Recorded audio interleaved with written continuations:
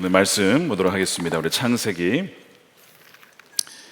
20장 1절에서 18절까지입니다. 창세기 20장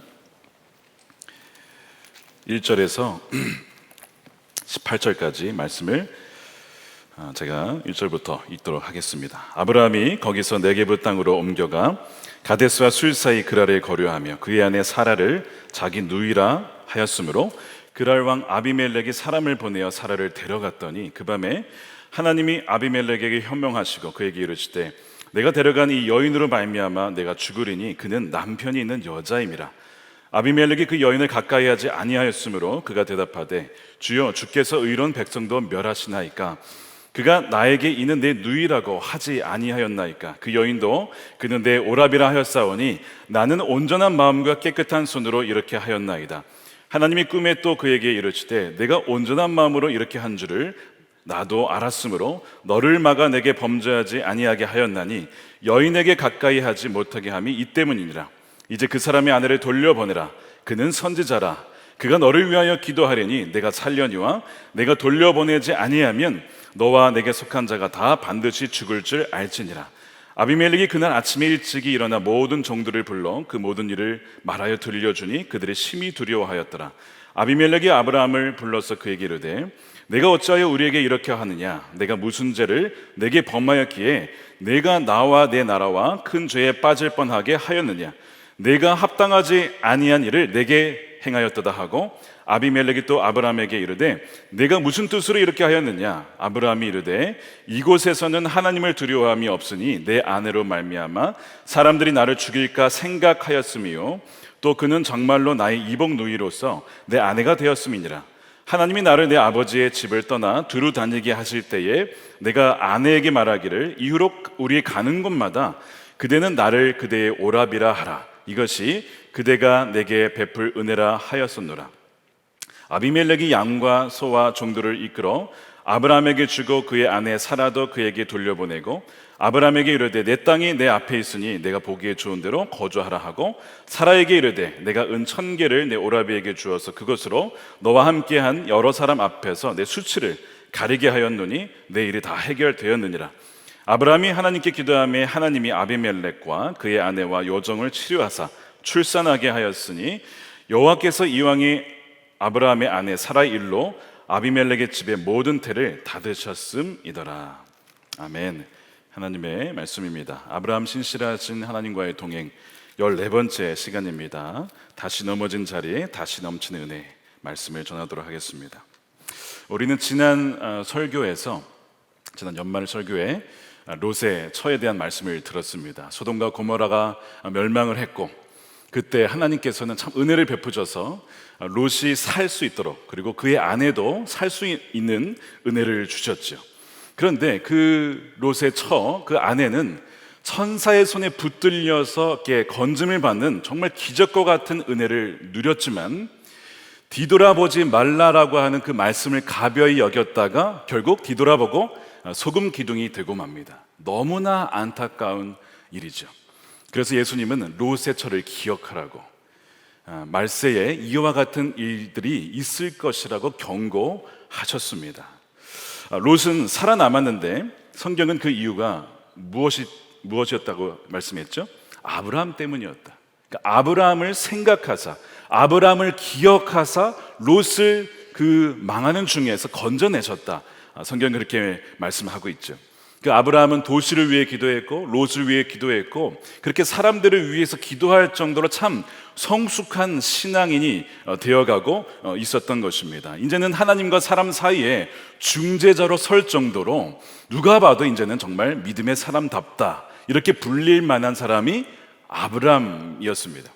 그런데 오늘 이 창세기 20장을 보게 되면 아브라함 입장에선 참 지우고 싶은 수치스러운 일이 오늘 다시 한번 기록이 됩니다.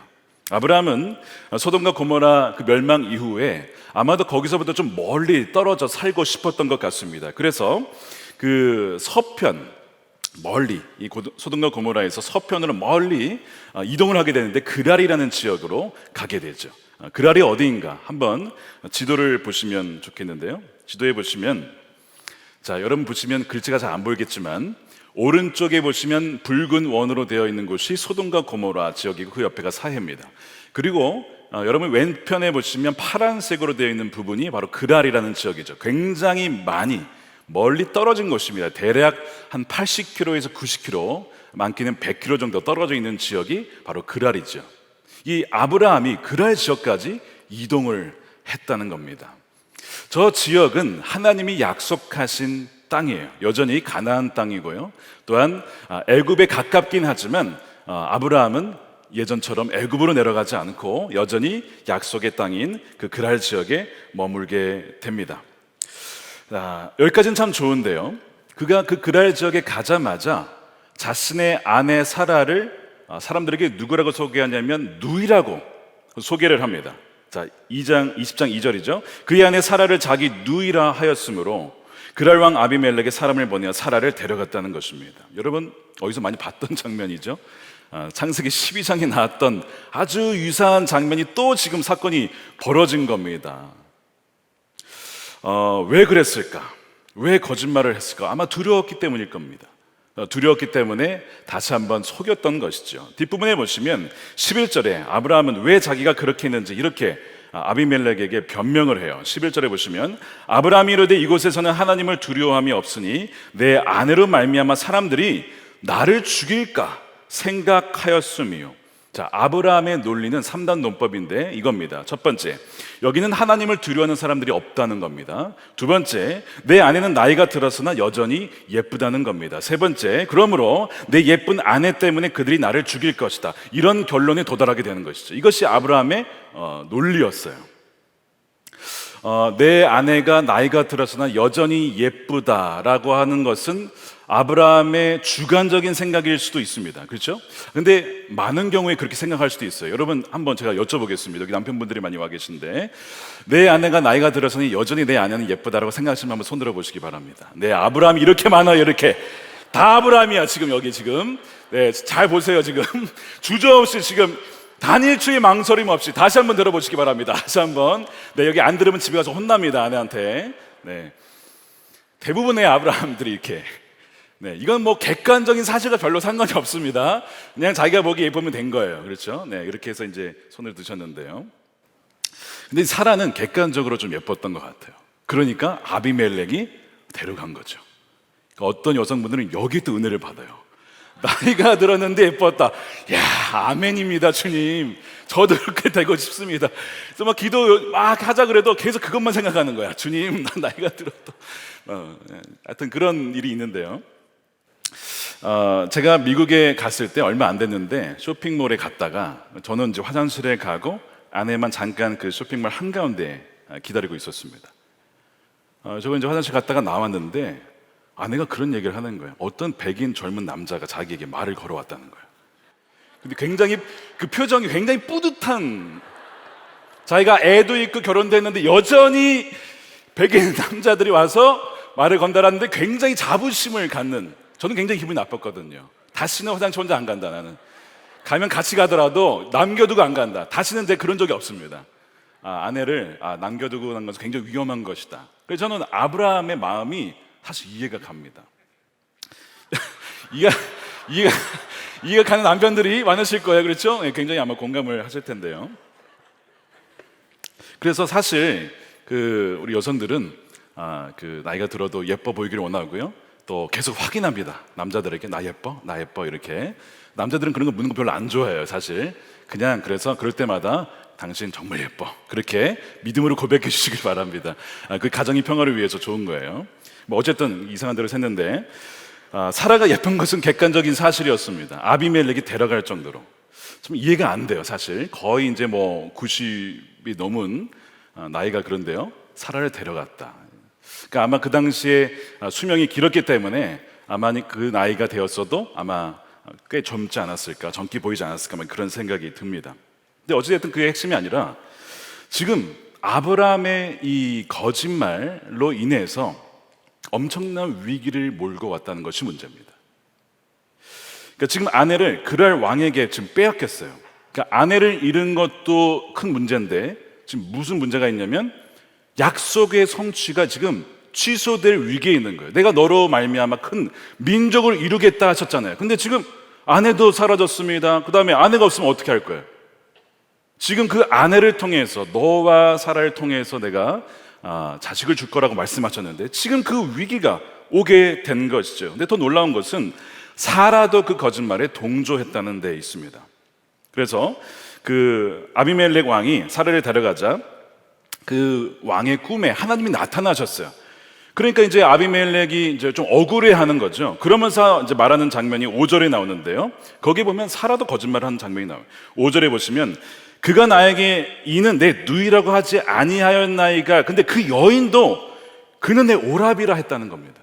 그래서 내가 데려왔지 누군가의 아내면 제가 왜 데려왔겠습니까? 저는 온전한 마음을 한 것입니다. 이렇게 하나님께 이 아비멜렉 왕이 지금 항변을 하는 장면이 나오죠. 근데 여러분, 사라는 아브라함의 이복 누이 동생이 맞아요. 그러니까 동생이 맞고 오빠가 맞습니다. 그러니까 아버지는 같고 어머니가 다른 것이죠. 그러니까 오라비라는 말이 전혀 틀린 말은 아닙니다. 그런데 결혼을 했어요. 그러면 더 이상 이제 오빠와 여동생 관계가 아니라 이제는 남편과 아내 관계입니다. 근데 그 아내를 아내라고 하지 못하고 남편을 남편이라 하지 못하는 이 참 안타까운 현실이 지금 이 아브라함과 사라의 현실인데요. 나름대로 이 세상을 이겨나가고자 자신들이 냈던 꾀인데 그 꾀에 지금 자신들이 위기에 처하게 된 것입니다. 여러분, 이것은요 절반의 진리입니다. 절반의 진리는 속임수죠. 속임수입니다. 부분적인 진리만 했다, 이건 속임수라는 거예요. 미국에서 코로나 때 영상으로 면접을 참 많이 보았습니다. 그때 사람들이 이제 정장을 입고 넥타이를 메고 이렇게 앉아서 이제 면접을 보잖아요. 근데 이런 일이 있었다는 거예요. 갑자기 면접관이 일어나 보라고. 일어났더니 바지가 안 입었어. 바지를 위에만 입은 거야. 그런 경우가 굉장히 많았다는 겁니다. 한국에도 있었을지도 모르겠어요. 뭐예요? 속이는 거죠. 그러니까 면접관이 영상으로 보기에는 여기가 아주 잘 차려입었는데 귀찮아서 바지는 안 입은 거야. 그러니까 보기에는 쫙 차려입었는데 실은 아니잖아요. 뭐냐면 이게 절반의 진리라는 거거든요. 절반의 진리는 사실은 속임수라는 거죠. 이런 말이 있습니다. 100%의 거짓말보다는 99%의 거짓말에 1%의 진리를 섞는 것이 훨씬 더 효과적이다. 그러니까 진리가 있으니까 이것도 맞지 않을까, 이렇게 속일 수 있다는 것이죠. 참 무서운 말입니다. 그러니까 지금 이 오빠 누이 동생 관계라는 이 말이 맞긴 맞는데 사실은 이 절반의 진리이기 때문에 이들은 지금 부부 사기단이 된 것이죠. 그런데 그 꾀에 자신들의 고스란히 피해를 보게 되었다는 것입니다. 왜 아브라함이 거짓말을 이렇게 하게 되었을까? 말씀드린 대로 두려움 때문입니다. 그가 죽을까 두려워했던 것이죠. 여러분, 베드로 생각해 보세요. 예수님을 그렇게 잡혀갈 때 따라갔던 그 담대했던 베드로가 3번 부인을 하는데 그 중에 이 2번이 소녀한테 두려워합니다. 그러니까 대제사장의 여종 2명한테 무서워서 나는 그의 제자가 아니라고 부정을 하거든요. 사람이 무서운 겁니다. 그 사람이 나를 죽일까봐, 그 여정을 통해서 대제사장이 알게 되어서 나를 죽일까봐 베드로도 3번을 부인했던 것이죠. 여러분, 사람이 무서운 겁니다. 여러분, 밤에 길거리 걷다가 귀신이 무섭습니까? 사람이 무섭습니까? 사람이 더 무서운 거예요. 사람이 그렇게 무서운 것이죠. 아브라함도 사람에 대한 두려움이 있었던 거예요. 그들이 나를 죽이지 않을까. 그러니까 여러분들은 어떤 두려움이 있으십니까? 결국 그의 두려움으로 인한 이 거짓말의 뿌리에는 뭐가 있냐면 불신이에요. 하나님이 나를 지켜주실 것이라고 하는 믿음이 없는 것이죠. 그래서 그 불신에서 두려움이 나오고 그 두려움 때문에 거짓말을 하게 되는, 그래서 반복적으로 이것이 습관이 되어지고 이것이 그의 라이프 스타일이 되어지는, 이것이 바로 아브라함이었던 것입니다.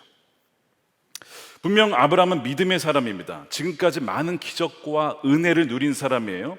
애굽에서도 하나님이 건져주셨고 소돔과 고모라 전쟁에서도 하나님이 죽지 않도록 보호해 주셨습니다. 그의 기도를 통해 롯도 하나님이 살려주셨죠. 더 이상 그는 그 과거 그 창세기 12장에 애굽으로 그냥 막 도망갔던 더 이상 그 아브라함은 분명히 아니거든요. 분명히 아닙니다. 근데 막상 뚜껑을 다시 열어보니까 그랄 적에 가보니까 그의 믿음의 실상이 다시 드러나더라는 것이죠. 여전히 그 애굽때에 두려워했던 그 모습이 그대로 여전히 남아 있었다는 것입니다. 여전히 치유받지 못한 모습이 있고요, 여전히 성장하지 못하고 연약한 그 모습이 남아 있더라는 거예요. 믿음은 믿음인데 여전히 연약한 믿음, 구멍난 믿음. 어느 영역에서는 참 믿음스러운데 믿음이 강하지만 어느 영역에 있어서는 여지없이 약한 그 모습이 있더라는 것입니다. 자, 그러면 이 아브라함의 두려움이 언제부터 시작됐느냐? 자, 13절 보시면요, 되게 오래됐어요. 13절에 하나님이 나를 내 아버지의 집을 떠나 두루 다니게 하실 때, 언제요? 그러면 갈대아 우르를 떠날 때부터 그렇게 했다는 거예요. 굉장히 오래된 거예요. 여러분, 하란을 떠날 때 75세니까 그게 75세니까 지금 24년이 흘렀어요. 99세니까. 자, 그러면 우르에서 떠날 때는 좀 더 오래된 거죠. 그러니까 그것이 5년 전이라고 하더라도 한 30년 동안 계속 거짓말하며 살아온 것이 이 아브라함의 삶이었습니다. 그렇게 그는 지금까지 살아온 거예요. 어쩌면 그가 갈대아 우르에 있을 때 뭐 사람 위에서 다른 어떤 사람이 아내가 뭐 빼앗긴 뭐 그런 걸 봤는지 모르겠어요. 그것 때문에 두려움이 들었는지는 잘 모르겠지만 어떤 원인으로 인하여 그의 마음에 사람에 대한 두려움이 심겨졌더라는 것이죠. 근데 지금 거의 이제 적어도 24년, 30년이 흘렀습니다. 그리고 많이 성장을 했어요. 그러나 여전히 옛습성, 그러니까 하나님을 정말 이제는 믿기 이전에 가졌던 그 옛습성이 하나님을 믿은 그 다음에도 여전히 남아있더라는 것입니다. 이게 굉장히 충격적인 거예요. 이것이 뭐냐면 신자 안에 남아있는 죄라고 표현을 합니다. 신자 안에 남아있는 죄입니다. 반복되는 거짓말과 같이 죄가 아무리 작아 보여도 이 신자 안에 남아있는 죄는 그 영혼을 약하게 만듭니다. 병들게 만들고 그 영혼이 성장하지 못하도록 큰 장애물이 된다는 거예요. 제가 말씀을 드렸지만 2013년에 아내가 죽을 뻔했을 때 출산을 하고 한 달 뒤에 죽을 뻔했잖아요. 그 원인이 뭐였는지 말씀드렸죠. 자궁 안에 남아있었던 일부 태반이에요. 태반. 그것이 속에서 썩어가고 있었던 거예요. 아내 몸을 죽이고 있었던 것이죠. 그럼 별거 아닌 것 같은 태반이 안 나오면 그 사람을 죽인다고요. 그렇게 죽은 사람들이 되게 많아요. 그 아내도 그렇게 죽을 뻔했다는 것이죠. 그러니까 지금 아브라함의 이 거짓말이라고 하는 사소한 죄, 어떻게 보면 사소한 죄처럼 보이지만 그것이 지금 아브라함과 사라를 위기에 몰아넣었고 지금까지 하나님이 그를 정말 내가 너로 말미암아 큰 민족을 이루겠다라고 하신 그 약속이 완전히 이제 취소될 수 있는 지금 위기에 처하게 된 것입니다. 여러분, 믿는 자는 완전한 자가 아니잖아요. 저와 여러분들이 완전한 자가 아닙니다. 신자도 죄를 짓고 넘어지고요, 또 넘어집니다.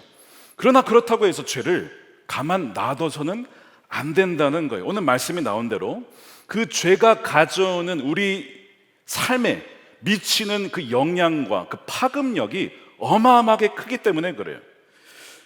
모세가 왜 가나안에 들어가지 못했을까? 참 모세는요, 성경이 참 온유한 자라고 표현을 했습니다. 그런데 그런 모세가 결국 분노로 화를 내죠. 그 분노 때문에 그가 그 성전을 잃어버리고 결국에는 그 지팡이로 반석을 탁 쳤는데 물이 나왔어요. 그게 왜 문제냐? 분명히 그냥 명령하라고 했는데 지팡이를 쳤단 말이에요. 마치 자기가 물을 내는 것처럼. 그것 때문에 가나안 땅에 못 들어갔습니다. 분노 플러스 뭐냐면 마치 너무 화가 나니까 내가 너희를 위하여 물을 내랴 막 그러면서 탁 쳐서 마치 자기가 물을 내는 것처럼, 하나님이 하시는 것을 마치 자기가 하는 것처럼 했다가 너는 가나안 땅 못 간다. 여러분, 그 한 번이 그렇게 무서웠다고요. 그러니까 사실은 신앙의 경륜과 깊이가 깊으면 깊을수록 사소한 게 주는 그 영향이 훨씬 더 커져요. 우리가 연약할 때에는 하나님께서 너그럽게 봐주시지만 시간이 가면 갈수록 그 작은 것을 이제는 가만 놔두지 않으십니다. 그러니까 모세는 단 한 번에 그것 때문에 가나안 땅에 못 들어갔어요. 신실한 다윗, 그렇게 하나님을 찬양하고 광야에서도 하나님을 찾고 사울을 죽일 수 있는 기회가 있었지만 죽이지 않았던 그 다윗도요, 밧세바를 보고 그냥 눈에 정욕이 들어가지고 간음을 하잖아요. 이런 죄가 우리 신자 안에 남아 있습니다. 우리 모두 안에 여전히 그 남아있는 그 죄가 있다는 것이죠. 우리가 지금 아브라함이나 모세나 다윗보다, 여러분 여기에 좀 더 그들보다 성숙한 분 계십니까? 나는 그들보다 더 성숙하다. 아마 없으실 거예요. 그들이 넘어졌다면 여러분 우리도 마찬가지라는 것이죠. 여러분 그걸 아셔야 됩니다. 고린도전서에는 원망하다가 멸망, 원망은 멸망. 여러분 이 공식을 이해하셔야 돼요. 어렵지 않죠? 원망은 멸망입니다. 이것이, 이 원망이라는 것도 신자 안에 남아있는 옛 습관 중에 하나가 될 수 있어요. 자, 고린도전서 10장 10절입니다. 우리 함께 읽어볼까요? 시작. 그들 가운데 어떤 사람들이 원망하다가 멸망시키는 자에게 멸망하였나니 너희는 그들과 같이 원망하지 말라. 그들에게 일어난 이런 일은 본보기가 되고 또한 말세를 만난 우리를 깨우치기 위하여 기록되었느니라. 그런즉 뭐예요? 선줄로 생각한 자는 넘어질까 조심하라. 여러분 원망이 별거 아닌 것 같지만 하나님 원망스러워요. 저 사람이 원망스러워요. 이런 원망 이꼴 멸망이라고요. 무서운 겁니다. 이 원망은 하나님의 섭리와 통치에 대한 불신을 표시하는 거예요. 그러므로 여러분 선줄로 나는 참 이제 믿음이 참 괜찮다라고 생각하는 사람들은 넘어질까봐 조심해야 돼요. 이것이 딱 아브라함에게 주신 말씀이고요, 저와 여러분들에게 주신 말씀입니다. 나는 언제든지 넘어질 수 있는 연약한 존재, 그러니까 자신을 여러분 신뢰하지 마십시오. 제가 교만에 대한 말씀할 때 그 말씀을 드렸어요. 자신을 신뢰하지 말아라. 자신을 불신해야 된다. 그러니까 자신을 불신해야 내가 넘어지지 않도록 여러 가지 장치를 마련하는 거예요. 그래도 넘어질 수 있는데 자신을 신뢰하면요, 이건 말할 것도 없는 것이죠. 분명히 창세기 18장 19장을 통해서 아브라함은 이제 섰다 라고 할 만한 사람이 되었습니다. 그런데 오늘 보면요, 어이없게도 그 그랄 지역에 가서 무너지는 거예요. 과거에 그를 괴롭혔던 거짓말의 문제가 또 그를 괴롭히게 되는 것입니다. 이 아브라함이 머물게 된 이 그랄이라고 하는 지역은 말씀드린 대로 약속하신 땅에 하나님이, 그래서 애굽에 가깝긴 하지만 여전히 가나안 땅입니다. 나중에 창세기 26장에 이제 보면 이삭이 이 그랄 지역에 머뭅니다. 흉년이 들어서 애굽에 내려가야 되나 하다가 여기가 약속하신 땅이지, 하나님도 야 거기가 내가 준 땅이야, 너 거기 머물러 있어. 네 주님, 제가 여기에 머물겠습니다 했더니 하나님이 그 흉년의 때에 오히려 이삭에게는 100배의 풍년을 주셨어요. 결실을 주셨거든요. 거기가 어디라고요? 그랄 지역이에요. 이 그랄 지역은 굉장히 비옥한 지역이고 어떻게 보면 하나님이 정말 주신 땅입니다. 그런데 이 아브라함이 하나님을 믿지 못하니까 그렇게 복받은 땅도 그에게 복이 되지 못하더라는 것입니다. 하나님이 아무리 좋은 걸 주시려고 해도 여러분 믿지 못하면 그것이 내 것이, 우리의 것이 되지 못한다라는 것이죠. 그래서 우리는 여기서 그랄이 무엇인가 정의할 필요가 있는데요, 창세기 20장, 그러니까 26장 말고요, 20장에 나타난 그랄은 무엇이냐? 자, 이렇게 정의하고 싶습니다. 신자의 정체성을 잊고 옛 습관을 따라 살게 되는 어떤 영역입니다. 분명히 믿는 사람이에요. 저와 여러분 믿는 사람이잖아요. 근데 거기만 가면, 그때만 되면 믿기 이전에 옛 습성으로 돌아가고 그 습성대로 살아가게 되는 것, 그 장소, 그 시간, 거기가 그랄이라는 것이죠. 여러분 잘 생각해 보셔야 돼요. 여러분 정말 우리 주일 예배 드릴 때 또 교회 예배당에서 드리는 모습과 여러분들 평일날의 모습은 어떻습니까? 그러니까 어떤 분들은 주일에는 참 뜨겁게 예배를 드리는데요, 평일이 되면 신자의 정체성을 잃어버리는 분들이 계세요. 믿는 자들과 믿지 않는 자들과 별로 다를 바 없이 살아가게 되는 것이죠. 그러니까 그분에게는 그 평일이라고 하는 시간이 그의 그랄입니다. 평일이라는 시간, 썬데이 크리스천인 거죠. 어떤 분들은 주일에도 평일에도 신자의 정체성을 잘 지킵니다. 그런데 이 재정 영역에서만큼은 계속 두려워하고 염려하고 걱정하는 거예요. 그래서 노후를 준비하기 위해서 대비를 합니다. 중요한 것이죠. 지혜로운 것입니다. 그런데 계속 준비를 하고 쌓고 쌓는데도 계속 걱정이 돼. 거기가 그랄이에요. 그 재정 영역의 그랄이라고. 왜 그렇게 두려워하냐 이거예요. 어떤 분들은 믿음이 참 좋은데 이상하게 자녀 교육 영역만 가면 세속적으로 가.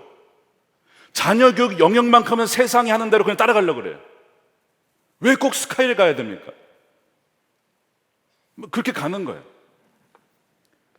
아이들을 세상 기준에 맞추려고 막 몰아치는 거죠. 아이들을 막 몰렉에게 신을 바친다 이런 표현이 있잖아요.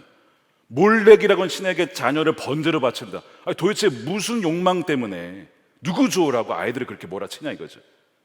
그래서 지금 자녀 영역도 그랄이 될 수 있어요. 신자의 정체성을 벗어버리고 옛 습성 그대로 살아가는 영역, 자녀 교육의 영역이 이룰 수 있죠. 어떤 분들은 주일은 예배를 잘 드립니다. 근데 집에만 오면 달라지는 분들, 우리 교회는 없는 줄로 믿습니다. 배우자에게 대하는 게 달라지고 자녀에게 대하는 게 달라져요. 주일날 그렇게 예배를 잘 드렸는데 왜 집에선 다를까? 분명 집은요 생소한 곳이 아니죠. 그러니까 그냥 겉으로 보면 그랄 지역이 아니잖아요. 그랄은 처음 간 곳인데 집은 뭐 맨날 있는 곳이잖아요. 그런데 영적으로는 얼마든지 익숙하고 매일 사는 집조차도 그랄이 될 수 있어요. 왜냐하면 그랄은 말씀드린 대로 옛 습관대로 사는 방식이거든요. 영역이거든요. 집에서 교회에서 예배드릴 때의 모습과 다르다면요 거기가 그랄이죠. 왜 그러냐 이거죠. 뿌리가 결국에는요 불신입니다. 정말 주님의 통치하심을 받지 못하고 있는 거예요. 그래서 믿지 않았을 때 옛 습관을 그 갈대아 우르에서부터 그대로 가져와서 뭐가 그렇게 그게 소중하다고 30년을 간직하고 있어. 그거를 벌써 버렸어야 할 모습을 30년간 고이 간직해서 가는 곳마다 그걸 꺼내보고 있네. 지금 아브라함의 거짓말이 그거라니까요. 지금 애굽과 그랄만 나왔지만 사실 지금 30년을 그렇게 살아왔다는 거예요. 그 중간에 분명 하나님 만났잖아요.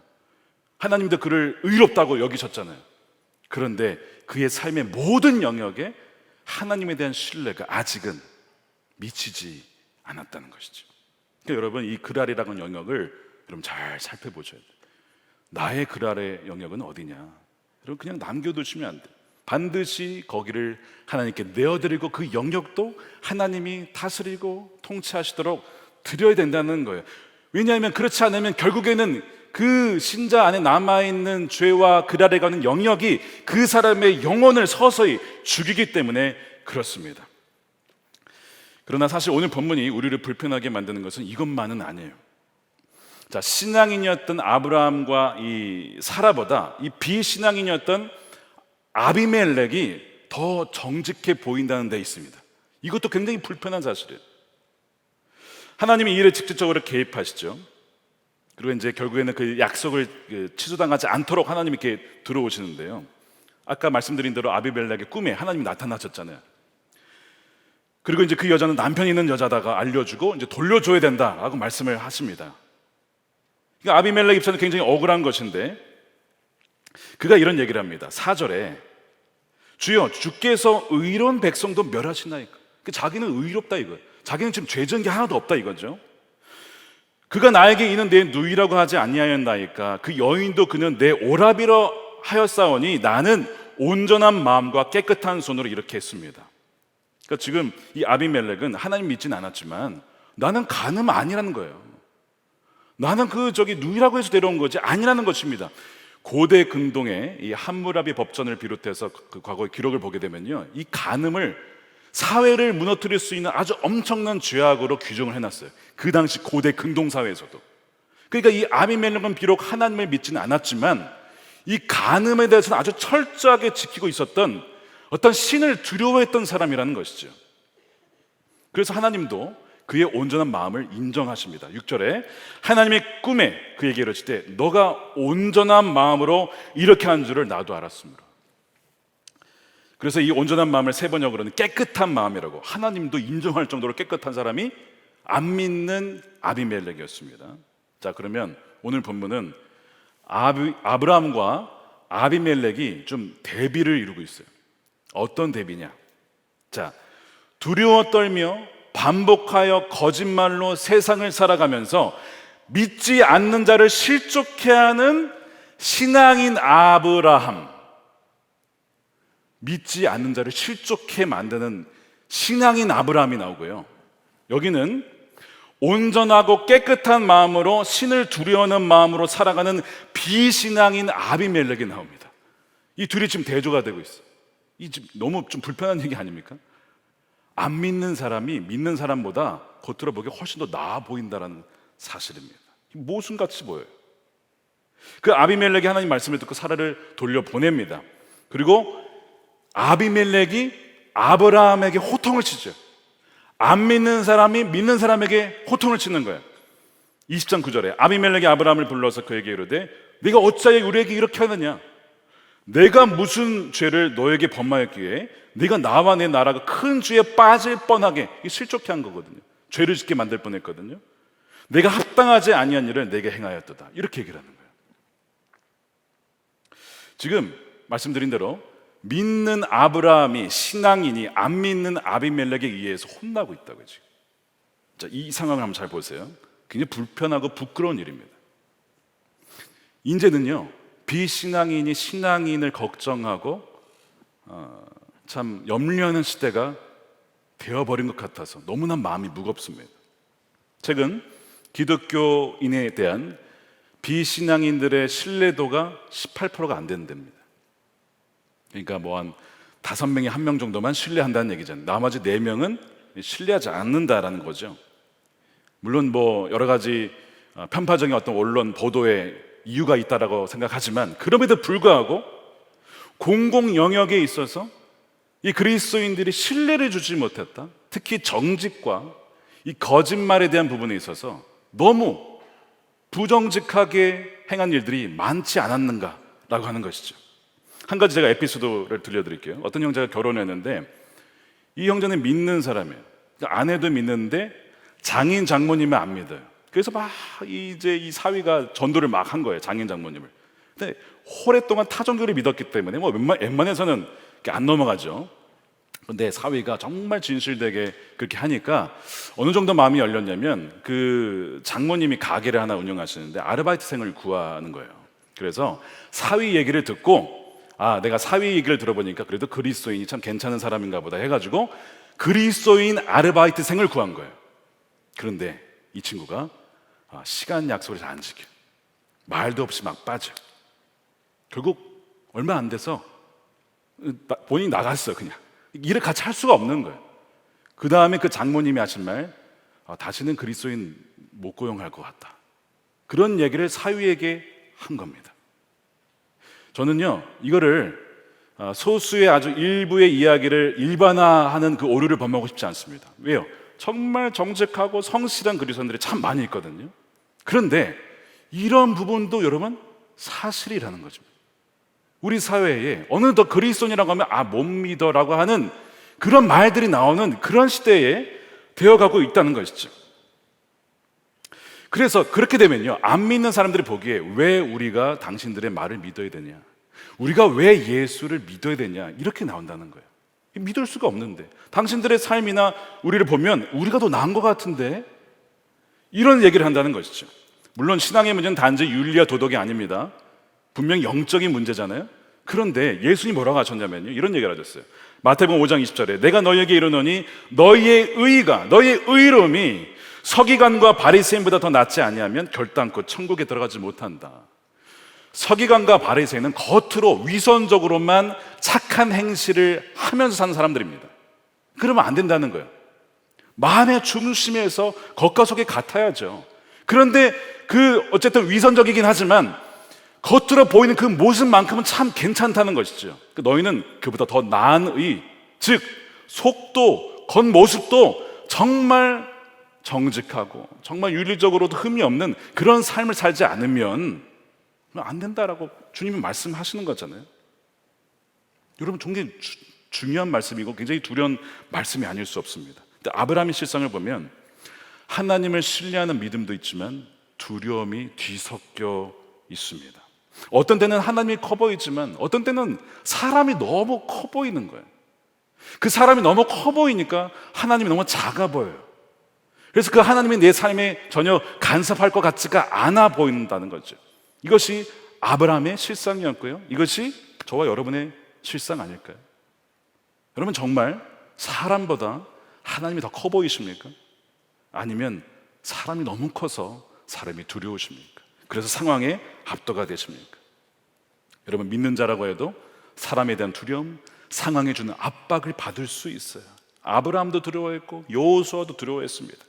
그런데 여러분, 어떻게 우리가 아는 지금 이 아브라함이 그 믿음의 조상 아브라함이 되느냐, 이제 이게 지금 우리의 질문이 되어야 됩니다. 아니, 어떻게 지금 20장까지 왔는데 아브라함이 이 상태라면 이제 21장, 22장에 가면요, 이삭을 바친 아브라함이 나와요. 이제 2장 남았어요. 이제 얼마 안 남았어 지금. 근데 어떻게 이 아브라함이 우리가 아는 그 아브라함이 됐냐 이거야. 어떻게 됐을까?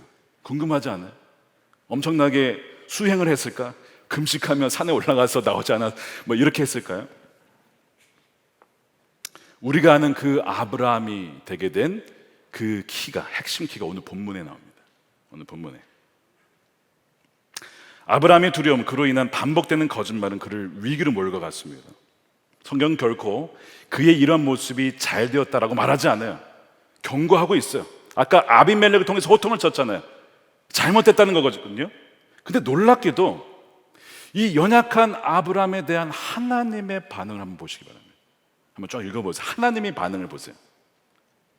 하나님의 반응이 이 아비멜렉과의 대화 속에서 나타납니다. 7절이에요. 이제 그 사람의 아내를 돌려보내라. 그는 선지자라. 뭐라고요? 선지자래요. 세 번역에는 예언자래요. 하나님 뭔가 잘못하신 것 같은데, 지금 아브라함이 계속 거짓말쟁인 거 하나님 모르십니까? 무슨 아브라함이 선지자예요, 무슨 예언자예요. 근데 하나님 분명히 지금 그는 선지자라. 그가 너를 위하여 기도할 것인데 그럼 너가 살 것이고, 너가 돌려보지 않으면 너와 내 속한 자가 다 반드시 죽을 것이다.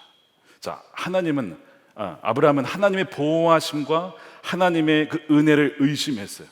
이 땅에서는 하나님이 나를 지켜주지 못할까, 그러니까 내가 거짓말해서 그렇게 살아나야 돼, 의심했다고요, 하나님을. 그래서 다시 넘어지고 또 넘어진 것이죠. 거짓말을 반복한 것입니다. 하나님에 대한 불신이었어요. 그런데 하나님은 그를 뭐라고요? 선지자라고 부르는 거예요. 선지자래요. 예언자래요. 순 거짓말쟁이 겁쟁이더러 예언자요 선지자라고 하시는 겁니다. 예언자는 누구죠? 하나님의 말을 그대로 가감없이 전하는 자잖아요. 그것이 예언자거든요. 근데 무슨 거짓말쟁이 입술을 통해서 무슨 하나님 말씀을 가감없이 전합니까? 말도 안 되는 거잖아요. 어떻게 이 거짓말쟁이와 같은 아브라함을 향하여서 하나님은 선지자라고 하실 수 있을까? 이것이 어떻게 가능하냐? 여러분, 이것이 왜 가능한지 아십니까? 여러분, 이제 이것이 오늘의 핵심입니다. 하나님은요, 아브라함을 지금 현재의 모습이 아니라 앞으로 되어질 모습으로 보았기 때문에 그래요. 굉장히 중요한 포인트입니다. 그분의 관점이에요. 물론 아브라함은 거짓말을 했고 반복적인 죄를 졌고 계속 두려워했고 습관적으로 그렇게 빠졌지만, 그러나 하나님은 지금만 보는 것이 아니라 하나님은 과거와 현재, 미래를 다 보시잖아요. 그가 되어질 모습을 보시고 현재를 보시는 거예요. 그가 지금 거짓말쟁이이지만, 두려워서 넘어지고 또 넘어지고 또 넘어지지만 그는 나의 선지자다라는 것입니다. 여러분, 레미제라블 아시죠? 주인공 잔발장이 빵을 훔쳤다가 잡혀 들어가요. 거의 20년 가까이 복역을 하다가 그것도 그냥 가석방으로 풀려납니다. 자베르 경감이 계속 따라다니면서 당신은 죄인이야, 당신은 죄인, 너는 변하지 않았어, 막 계속 그런 얘기를 하죠. 그러다가 그가 장발장의 미리엘 주교를 만납니다. 그 장발장을 따뜻하게 환대해주고 나의 형제라고 불러주면서 나의 집처럼 당신의 집이라고 그렇게 말을 해주면서 자라고 하죠.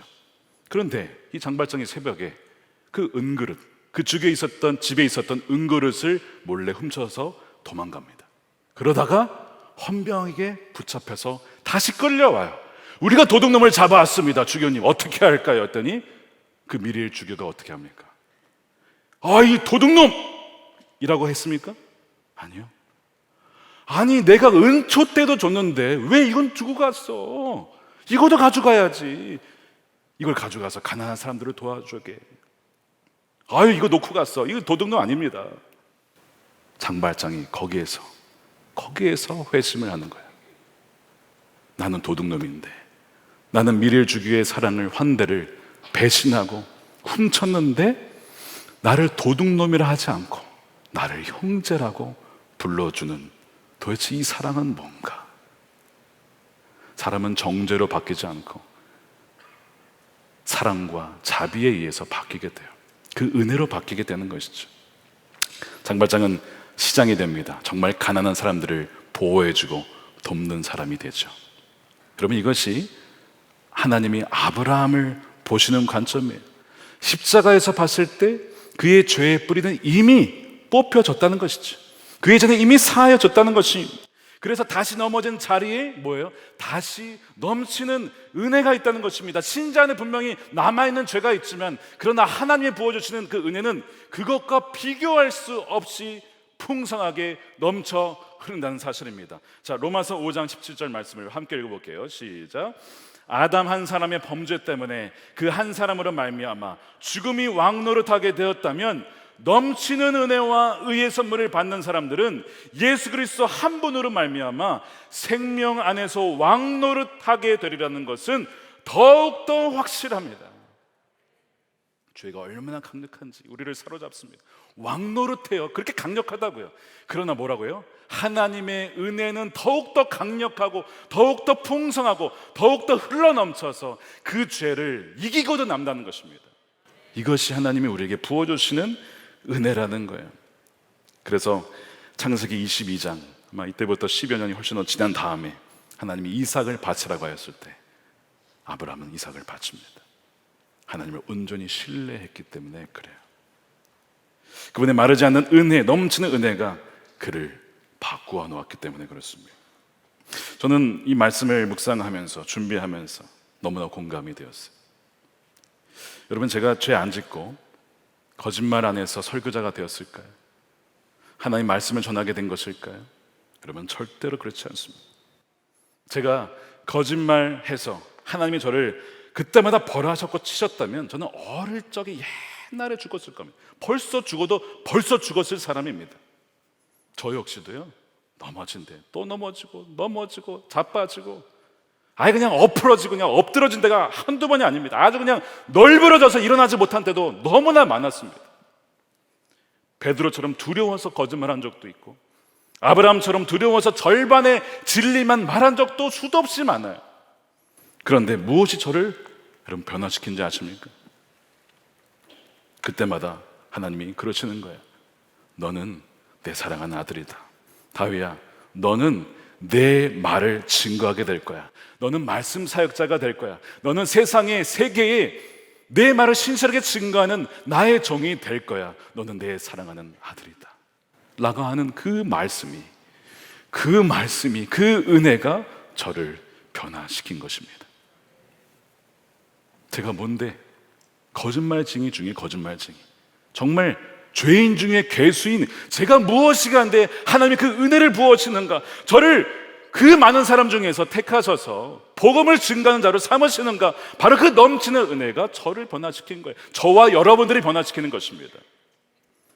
우리는 신실하지 못했습니다. 그러나 하나님은 신실하셔서 우리를 하나님의 사람으로 빚어 가시는 겁니다. 더 놀라운 일은, 오늘 이 아브라함의 부끄러운 이야기가 창세기에는 기록되어 있지만 신약 성경을 한번 보세요. 로마서, 갈라디아서, 히브리서에 보면 아브라함이 등장합니다. 이 사건 나와 있습니까? 아니요, 안 나와 있어요. 그의 실패와 반복적인 죄가 분명히 있었는데 신약 성경에 가서는 아브라함의 그런 모습이 전혀 나와 있지 않습니다. 어떻게 묘사되어 있냐? 하나만 보면 로마서 4장 18절에 아브라함이 바랄 수 없는 중에 바라고 믿었으니 그가 흔들렸는데, 그런 거 없어요. 바라고 믿었대요. 바랄 수 없는 상황 속에서 믿었답니다. 말씀대로 많은 민족의 조상이 되게 하려 하심이라. 되게 하려? 누가 하셨다는 거예요? 하나님이 하셨다는 것이죠. 믿음이 없어 하나님의 약속을 의심하지 않고, 왜 의심 안 했어요? 얼마나 많이 의심했습니까? 근데 의심하지 않았답니다. 믿음으로 견고해져서 하나님께 영광을 돌렸대. 무슨 말이냐? 그의 실패와 그의 연약함은 예수 그리스도의 보혈로 완전히 씻김을 받았다는 것입니다. 이것이 저와 여러분에게도 주시는 넘치는 은혜입니다. 주님께서 우리를 보실 때 완전한 의로움으로 우리를 보시기 때문에 그래요. 사랑하는 여러분, 넘어진 그 자리에서 또 넘어지셨습니까?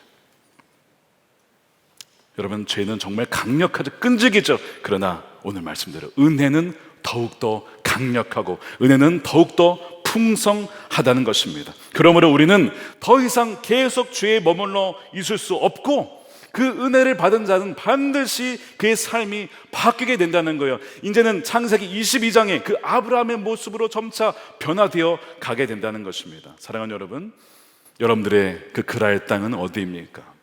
여전히 믿지 않았던 자의 그 모습, 옛 습성 그대로 살아가는 그 그랄 땅은 어디입니까? 오늘 이 저녁에 완전히 그 땅의 영역도 주님께 내어드리고 불신의 뿌리를 완전 뽑으시고 여전히 우리가 넘어지지만 그러나 그럼에도 불구하고 여전히 우리를 사랑하시는 그분의 은혜로 말미암아 주님의 존귀한 자녀로 더욱더 성장해 나가는 저와 여러분들의 삶이 되시기를 주님의 이름으로 축원합니다. 우리 함께 찬양할 텐데요, 오직 주의 은혜로 우리 함께 찬양하시고 우리 기도하겠습니다. 오직 주의 은혜로 지금 여기 서 있습니다. 한없는 경배와 한없는 찬양, 내 영혼은 예배 드리네. 우리 함께 고백하겠습니다.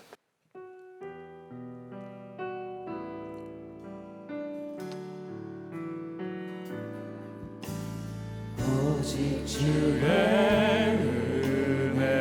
은혜로 지금 여기에 서 있네. 지금 여기 서 있네. 한없는 경배 한없는 찬양, 내 영혼 예배 드리네. 나를 위해 이 땅에 나를 위해 이 땅에 오신 주의 은혜, 십자가 고통 이기신 주님, 그 은혜 어찌 주네 날 채우시네. 주네 날 채우시네. 주네 보혜하시네. 살아가는 동안 은혜로만 살리 십자가 은혜. 다시 처음부터 고백합니다. 오직 주의 은혜로. 오직 주의 우리는 은혜로 지금 여기에 서 있는 것입니다. 지금 여기 서 있네. 한없는 경배 한없는 찬양, 내 영혼 예배 드리네. 나를 위해 이 땅에 오신 주님의 그 은혜, 오신 주의 은혜, 십자가 고통 이기신 주님, 그 은혜 어찌. 우리 두 손 들고 주연의 날 채우시네. 주의 날 채우시. 주의 보게 하시네. 주의 보게 하시네. 살아가는 동안 은혜로만 살리. 십자가의 은혜로 십자가 은혜. 주의 채우시네. 주의 날 채우시네. 주네 보게 하시네 살아가는 동안 은혜로만 살리 십자가 은혜 한량없는 은혜 한량없는 은혜 갚을 길 없는 은혜 갚을 길 없는 은혜 우리 삶을 애워싸는 내 삶을 애워싸는 우리 하나님의 은혜가 있음이나 하나님의 은혜 나 주저함 없이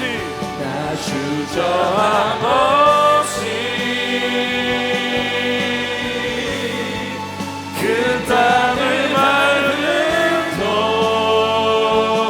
나를 붙드시는 하나님의 은혜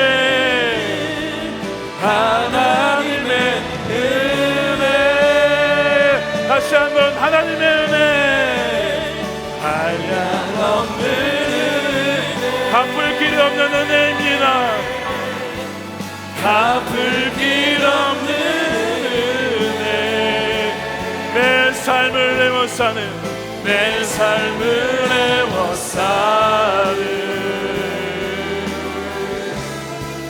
하나님의 은혜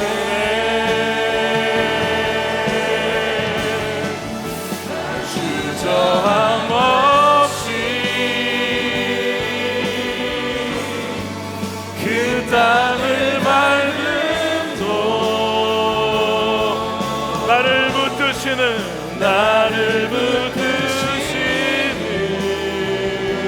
하나님의 은혜 하나님의 나를 붙드시는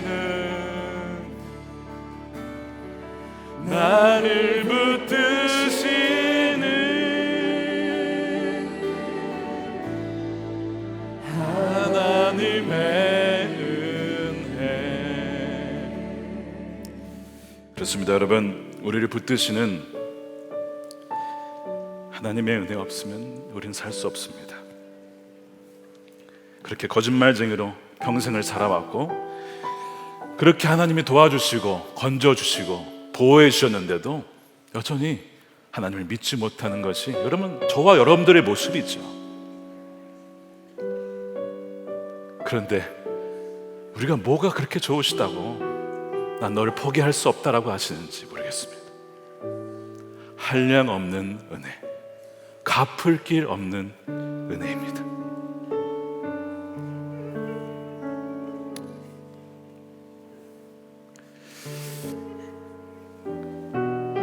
우리를 거짓말쟁이로 보지 아니하시고 나의 존귀한 자녀라고 보시고 내가 너를 위하여서 내 전부를 주었다라고 우리를 그렇게 사랑하시는 주님이십니다. 그런데 우리가 어떻게 계속 주의 자리에 머물며 다시 주님을 십자가에 못 박을 수가 있겠습니까? 우리 지금 함께 기도할 때 주님을 온전히 신뢰함으로 불신이라는 그 뿌리가 온전히 뽑혀져서 우리의 두려움과 거짓말 그 모든 죄를 넉넉하게 이기게 하여 주옵소서. 넘치도록 부어주시는 은혜, 죄가 강하지만 그것보다 더욱더 넘치는 은혜로 우리를 사로잡아 주시옵소서. 주여 한번 외치고 기도하겠습니다. 주여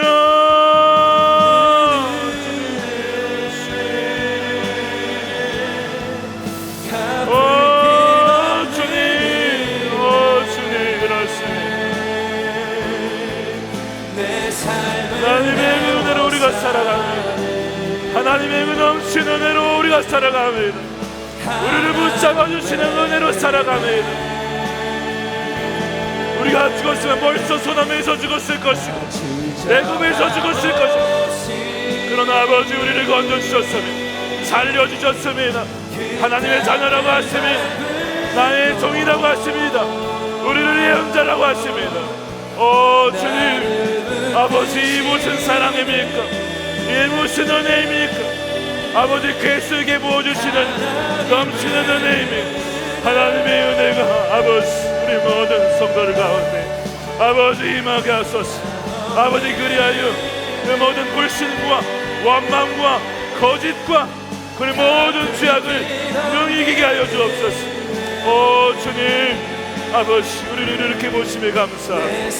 우리를 사랑하신다라고 말씀하시니 감사합니다. 포기하지 아니하시니 감사합니다. 우리를 버리지 아니하심에 감사합니다. 다시 한번 기회를 주심에 감사합니다. 다시 한번 일으켜 주심에 감사합니다. 다시 한번 세워주심에 감사합니다. 오 주님의 은혜가 끝이 없습니다. 하나님의 그 놀라운 은혜가 우리 삶을 에워싸고 있습니다. 오 주님 찬양합니다. 오 주님 감사합니다. 우리가 영원히 평생을 다 지켜 찬양을 드려도 감사를 다 드릴 수 없고 영광을 다 올려드릴 수가 없습니다.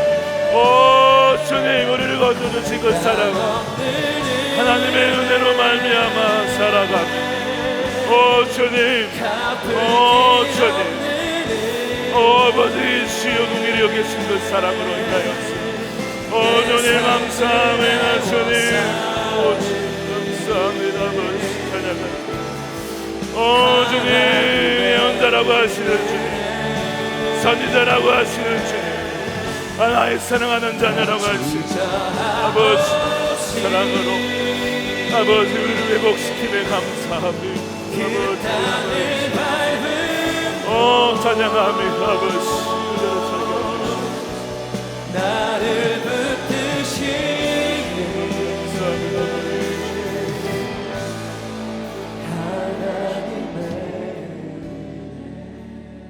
우리 두 번째로 기도할 때 우리 삶에 그랄이라고 하는 영역이 있습니다.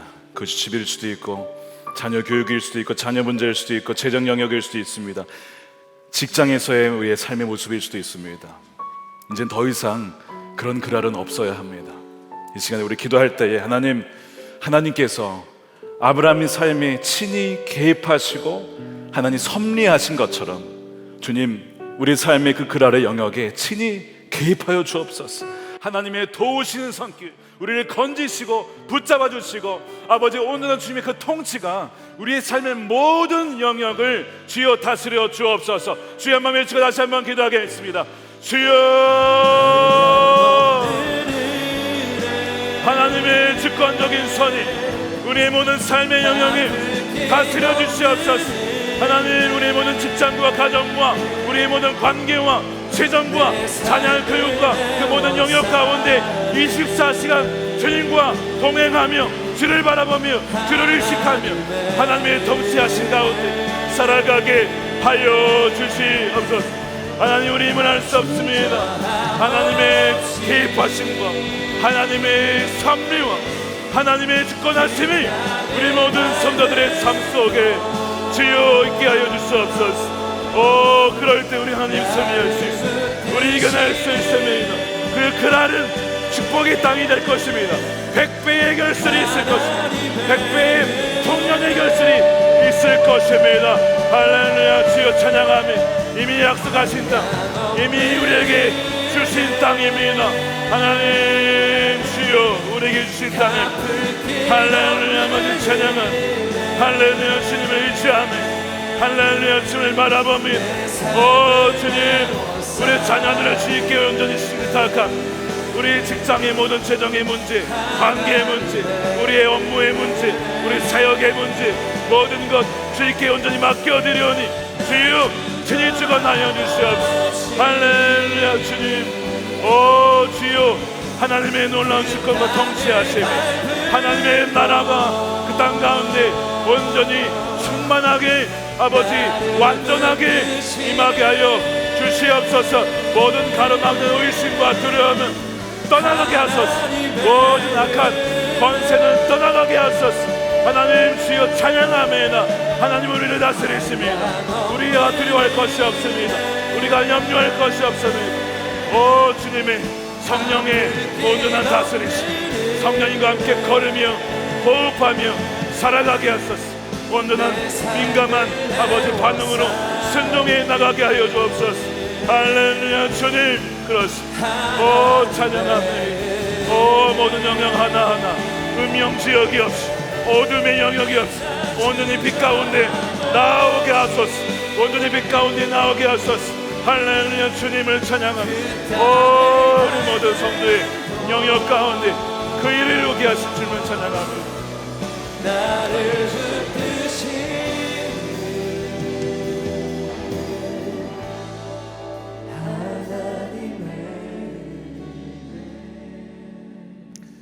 네, 오늘도 우리 강단에서 나와서 은혜를 간구하실 분들 오셔서 우리 기도하시고요. 우리 안수기도 받으실 분들도 우리 예배 세 번째 기도 후에 나오시면 되겠습니다. 우리 마지막 기도입니다.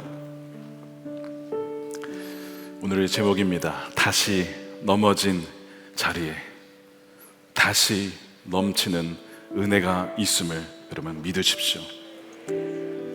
우리는 주님의 자비와 사랑 안에 머물러 있어야 합니다. 주님께서 말씀하셨어요. 너는 내 안에 거하라. 그 뒤에 가시는 내 사랑 안에 거하라. 여러분 사랑만이 두려움은 내쫓습니다. 하나님의 온전하신 사랑, 완벽하신 사랑, 멈추지 않는 사랑, 포기하지 않는 사랑, 변치 않는 사랑, 그 사랑만이 두려움을 쫓아내는 것입니다. 그 은혜로 다시 일어나게 하소서. 그 그랄 땅에서 다시 일어나서 그렇게 두려워 떨었던 그 그랄 땅이 이삭에게 주었던 그 100배의 풍년의 땅이 되게 하소서. 우리 삶의 모든 영역마다 하나님의 통치로 믿음으로 그렇게 회복되게 해달라고, 다시 일어서게 하시는 은혜 다시 한번 붙잡고 회복되게 해달라고, 그 사랑 안에 머무게 해달라고, 우리 마지막으로 전심으로 여러분들의 가족과 자녀들과 여러분들의 사랑하는 이들을 위해 축복하면서, 또한 사랑하는 교회를 축복하며 사랑하는 우리 열방에 계신 우리 선교사님들을 축복하며 우리 마지막으로 한 번 더 주여 한번 외치고 기도하겠습니다. 주여 하나님 감사합니다. 하나님의 매물을 아니하는 사랑, 변치 않는 사랑, 아버지 하나님 온전한 사랑, 완전한 사랑, 하나님의 그 사랑이 아버지 안에 거하고 또 우리가 그 안에 거하여서 두려움을 내쫓게 하여 주옵소서. 이 그라엘 땅이 100배의 결실이 맺는 땅이 되게 하소서. 주여 그 믿음으로 서게 하소서. 넘어진 그 자리에 다시 일어서는 은혜를 허락하소서. 할렐루야 찬양합니다. 우리 모든 성도들의 삶을 주관하여 주시고 우리 교회와 선교지와 우리 친척들, 사랑하는 친구들과 자녀들의 삶 가운데 하나님의 온전한 다스림과 사랑이 아버지 있게 하여 주시옵소서. 할렐루야 찬양합니다. 오 주님, 다시 일으켜주시는 주님의 사랑과 은혜 감사를 드립니다. 오 주여 일으켜주시는 사랑 찬양을 드립니다. 오 사랑하는 성도들, 다시 한번 우리 이 밤에 붙잡고 일으켜 주시옵소서. 일으켜 주시옵소서. 주의 사랑으로 붙들어 주시옵소서. 주님, 오 감사합니다. 하나님 그 놀라우신 은혜가 우리를 사로잡습니다.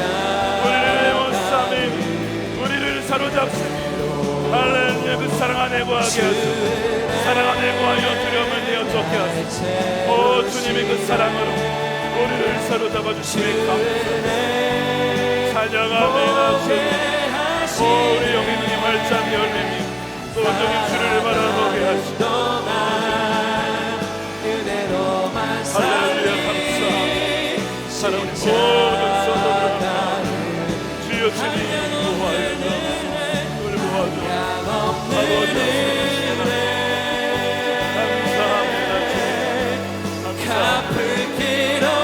감사합니다.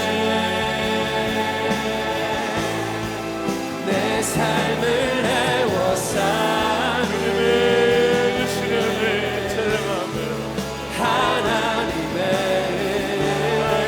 선자로 부르시 예언자로 부르시 아버지 그 부르심에 합당한 삶을 살게 하시고 부르심에 합당한 삶을 살게 하시고 부르심에 합당한 삶으로